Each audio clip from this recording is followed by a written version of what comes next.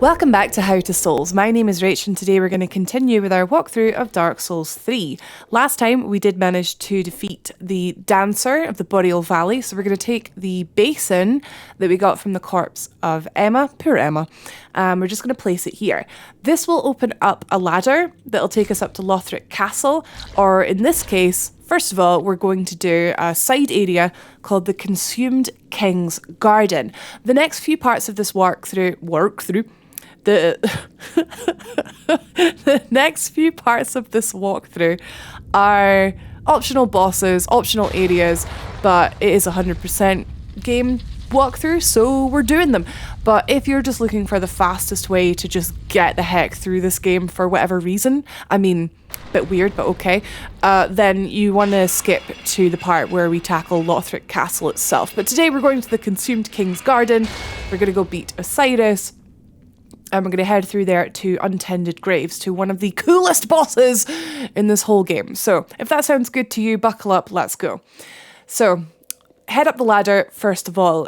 I believe if you go straight ahead, that's Lothric Castle, but we're going to go left to the Consumed King's Garden, just here. So this is quite a short area, you could probably tell from the length of this video. It doesn't mean the boss is easy though. So just because it's a small area doesn't mean it's going to be cake. You can hear him shouting, actually. That's Oceiros there. We've got more of these Lothric sort of paladins coming up. We fought these back in the Cathedral of the Deep. Same moveset, except bigger, chunkier, more HP. The easiest way to deal with these is to get a backstab, or if you happen to notice that they start buffing their weapon, they leave a huge window to go in and punish, get a combo. There you go. Right, go, go, go, go, go. Big combo when they start buffing their weapon. You get like a good few seconds to get in there. So they're not too bad.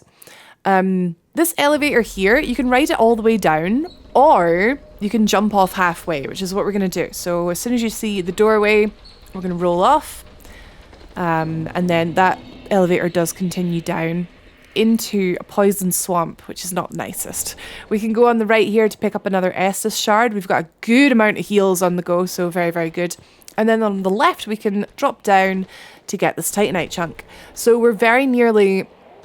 Actually, I think that's us now got enough to get our weapons to +8. So that's very good.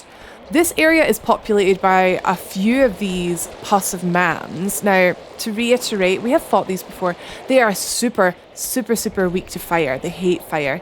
Actually, very good enemies to use... fire bombs on. We've got black firebomb just here. Or you know how in the last episode I explained the difference between a charcoal pine resin and a charcoal pine bundle. The bundles are so like short. These are good enemies to use charcoal pine bundles on.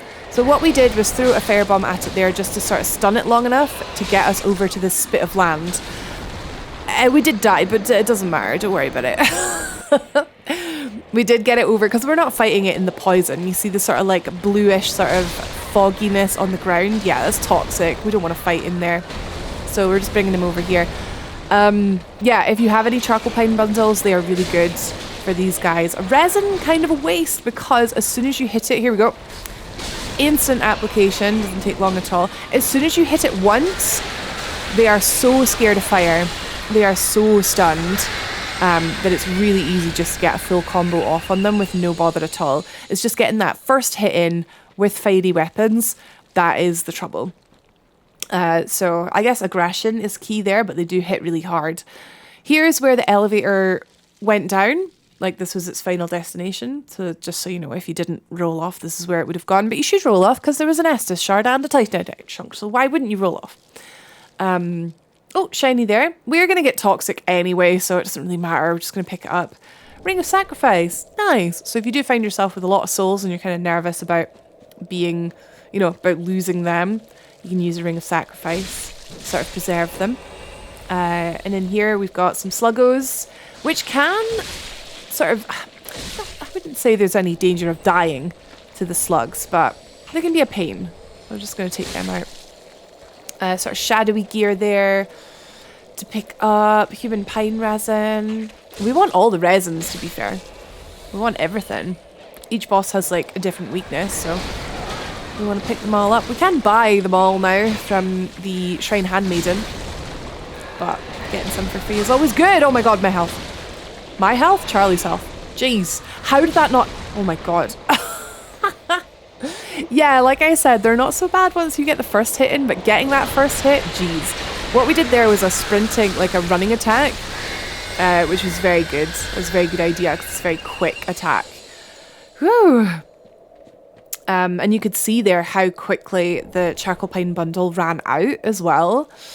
Like, they're really, really short lasting. But perfect for these enemies, because these enemies die really quickly, so... We're toxic anyway, so it doesn't matter. We're going to get the slugs first, because we don't want to be like... See, if we did get hit by the pus of man, we had like a tiny bit of health left, and then a slug crept up behind us, that's just not going to happen. So, taking them down first. Sorry, I've got a bit of a, like, blocked nose today. I don't know if you can tell. I'm trying my best. But yeah, one more. I believe this is the last one. It's so satisfying to just burn them down, literally. You deal so much damage to them with fire. It's so fun. Random corpse there. Oh, dropped a large titanite shard. Very nice. Very nice. Right, okay, there is a pagoda in the center here that we haven't gone up. We went underneath it and found some drops there, but we didn't go over the top. So, just get rid of our toxic. That was our last blooming purple moss clump, but we have picked up everything in the poison swamp already. So there's a guy with a leaf blower outside. Does he not know that we're playing Dark Souls 3 today? God. Oh, this guy we can sneak behind, nice, and get a backstab. And then we wait a little second for him to start getting up, and then start the combo. Wait and see if he's going to buff. Maybe we can get a buff, or we can roll around the side. Nah, not necessary. Very good. Yeah, these guys can be scary, but like if you know how to take them down, they're really not so bad. Okay, first we're going to go up here on the right, which has another elevator in it. So we're heading up, heading up, heading up. Much like the other one, there is a sort of halfway point as well on this one. We're going to take it up to the very top.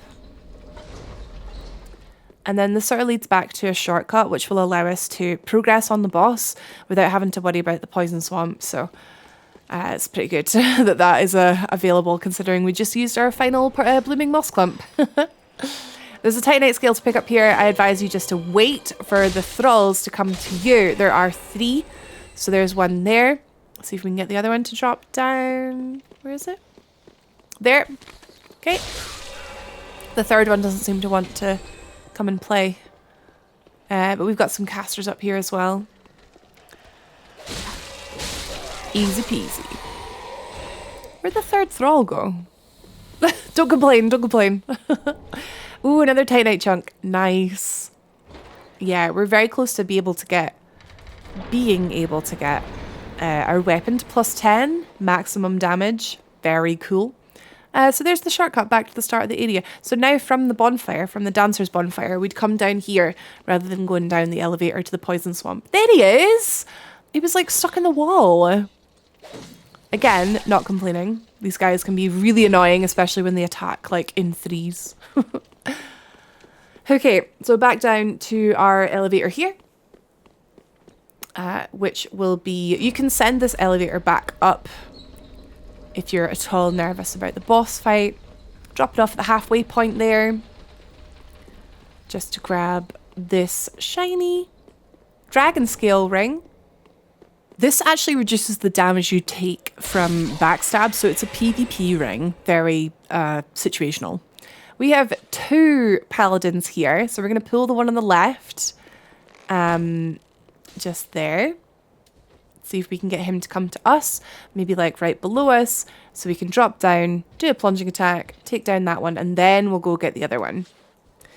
Oh, we've got the wrong type of arrows equipped here. This is because when we picked them up, they were like auto-equipped, but they are great arrows, so that's why they're not working with this little bow. There we go, we got some feather arrows. So this guy, he was like, oh, it must have been the wind, already gone back. Is he going to come all the way down? Yeah, there we go. Okay. So we just need him to come a little bit closer. It's a little bit closer around here. And then we can plunge. Big damage. Big stun. I mean, you kind of also get stunned when you do a plunge, but the big damage is good. Roll around the back. Backstab. wait a couple seconds, and then when he starts to get up, and combo. Nice. Get good at fighting these guys, just in case you are like dying to the boss. Well, you can like run past them, I suppose. It's not too hard to run past them. So this back here, you can see this area on the left. That's where we went up to open the shortcut. There's a shiny on the right here we didn't pick up, so let's just quickly go and get that. Up here, this is another Titanite chunk. So again, very close to being able to max our weapon, so every chunk is going to matter. The earliest that we can get these to plus 10, the better. I mean, obviously, the more damage we can do, the better.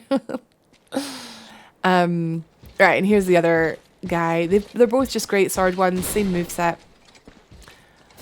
Easy to get round the back, get backstab, get a combo. These ones don't buff, only the ones with the shields and the maces buff. Because we were lower than him on the stairs, we did have an attack go right over our heads, always good. This one drops the magic stoneplate ring, which increases your magic defense. Potentially very useful for some future bosses. Down here is Oceiros. Through the fog wall is the boss.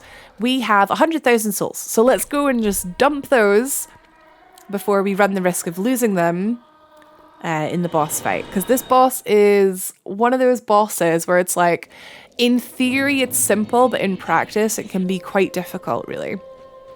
So yeah, 112k. We're going to go hand in the Estus Flask shard that we picked up. And also we're going to level up our weapons. Weapon first, right? So twin blades, plus 8.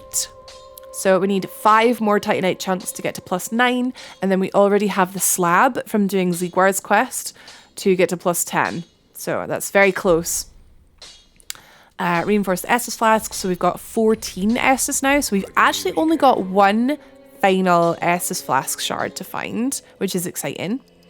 So we have some souls to dump, so we're going to aim towards opening up another couple of attunement slots for us to equip some spells.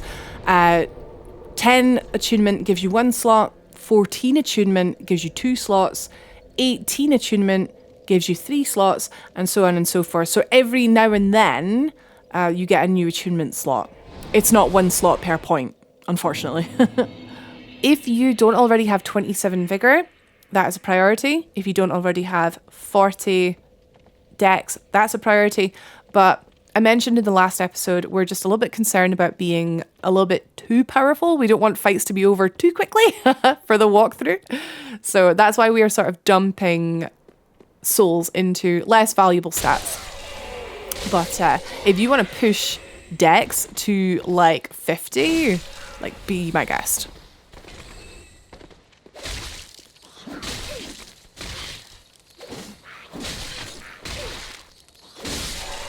That could have gone better, but we did get an extra heal, so look at it this way, it was sort of free, I suppose.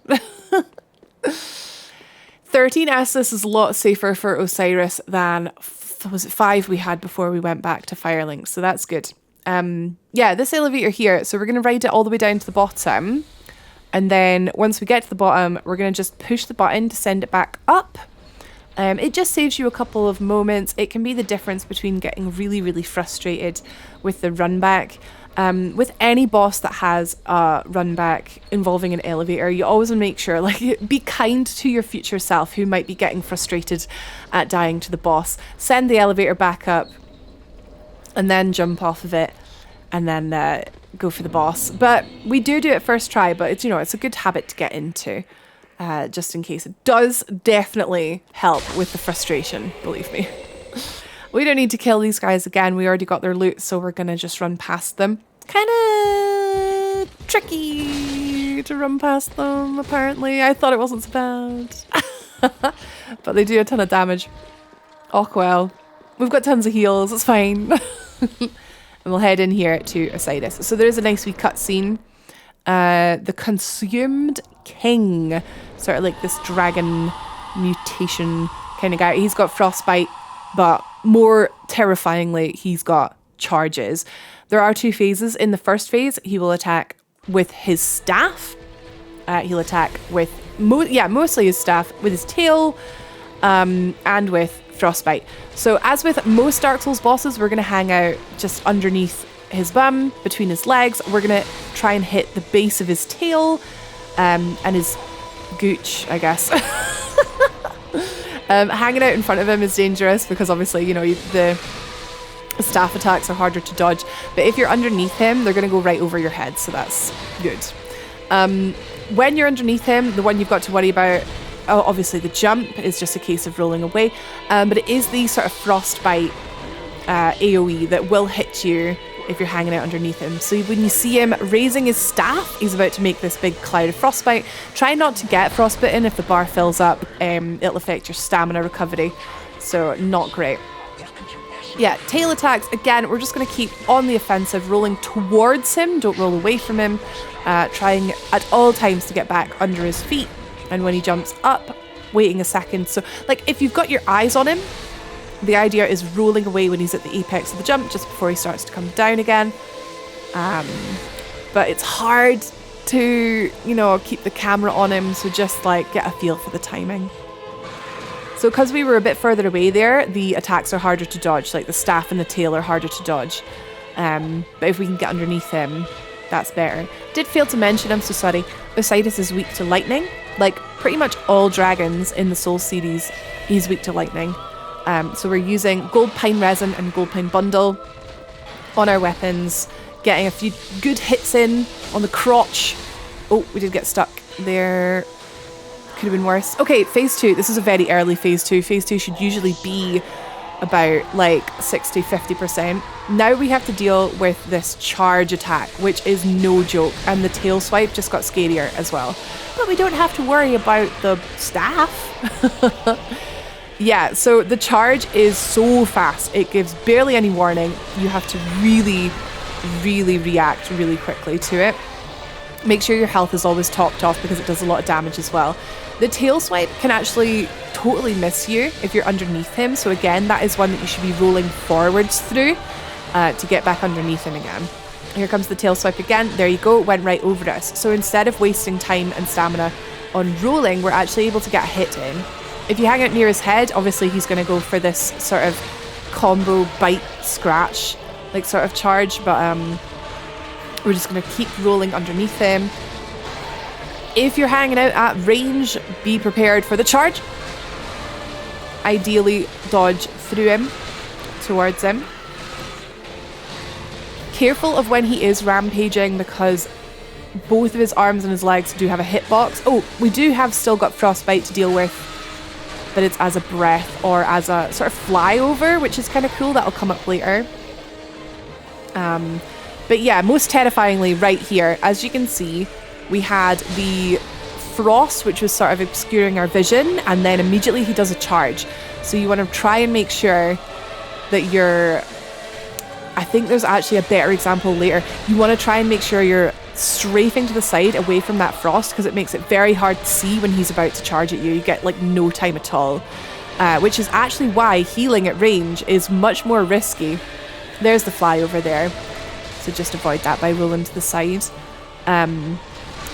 Yeah, it's much more risky to heal at range. It's actually safer to heal underneath him because you do have that charge coming out really fast. Okay, now that we've managed to show off all of the attacks, bloody hell, we have enough heals, thankfully, and we have enough health to deal with it, but it's just relentless. Yeah, we're gonna go for the kill now. So a good time to do that would be just dodge an attack. We'll pop some gold pine resin on, and then we'll go for a big combo. But we'll just keep chipping away until we get a good opportunity to do that. Oh, we're not going to bother. Oh, we're not going to bother with the gold pine resin. We actually, if you heard the sound there, we did get a stagger. We got like a stun. We've managed to hit him so much in like quick succession that he did like stun. We could have gone around the front of him for a critical attack. But most importantly, we were able to just quickly burn him down. So that was Oceiros. Biggest thing to remember, bring gold pine resin. You can buy it from the handmaiden at the shrine if you found the correct ashes to give to her. And also, yeah, beware the charge. Try and really just like, don't heal at range. Be always ready to roll forwards underneath him at all times. He's kind of scary. But it's quite a short area. It's not like you have a great big run back, so hopefully he's not too frustrating for anyone. Through here, linearly, the only place to go after this is through to this dark sort of cemetery type area. We pick up this very important gesture here, very important for a future optional iconic area, Path of the Dragon. So we already found Dragon Corpse doing the Path of the Dragon gesture. We just have to travel there. Oh, there's a chest here we almost missed because it's kind of hidden. It's kind of camouflaged with the Titanite scale in it. Yeah, to go to Dragon's Peak, you need to do this gesture next to that dragon. So we'll do that. That'll come later. That's, yeah, Nameless King will come later. Roll through this door here. Door, window, wall, illusory wall. Roll through this illusory wall to get to the untended graves. So that was the consumed King's Garden and King Oceiros. Next, we'll tackle the untended graves, the second of our optional areas for now, before we head back to the main path.